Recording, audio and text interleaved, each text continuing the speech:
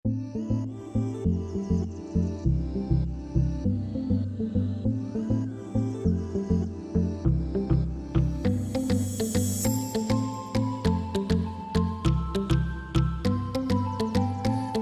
జనులను ఓదార్చుడి, ఓదార్చుడి.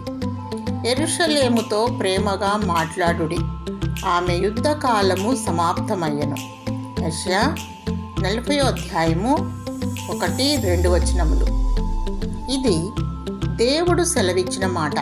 అవును, ఆయన జనమును ఓదార్చుచున్నాడు. ఒకవేళ సమాజమంతయు మీకు విరోధముగా లేవవచ్చును, శ్రమ వెంబడి శ్రమ మీకు సంభవించవచ్చును, కానీ అవన్నీ నియమింపబడిన కాలము వరకే కొనసాగును. త్వరలో అవి సమాప్తమగును. ఓదార్పును ఆదరణను దేవుడు దయచేయును. ఆయన కనికరము చూపు తండ్రి, ఆదరణ అనుగ్రహించు దేవుడు, మన ప్రభు అయిన యేసుక్రీస్తు తండ్రి అయిన దేవుడు స్తుతింపబడునుగాక.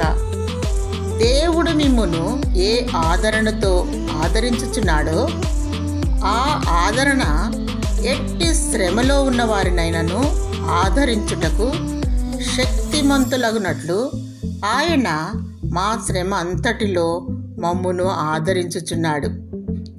ఆదరణ అను మాటను పరిశీలించినప్పుడు దయచూపుట, ఓదార్చుట అని గ్రహించదము. మన ప్రభు మనలను బలపరుచుచున్నాడు.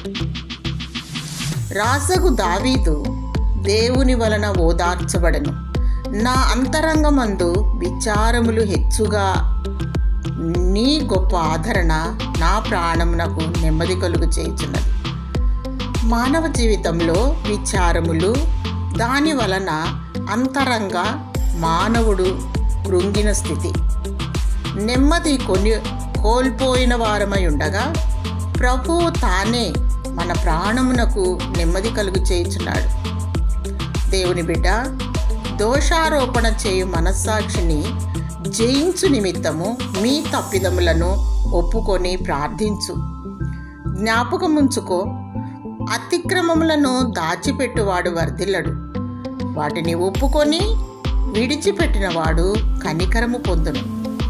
దేవుడు నీకు ఓదార్పును దయచేసి జయ జీవితం ఇచ్చునుగాక. ఆమేన్.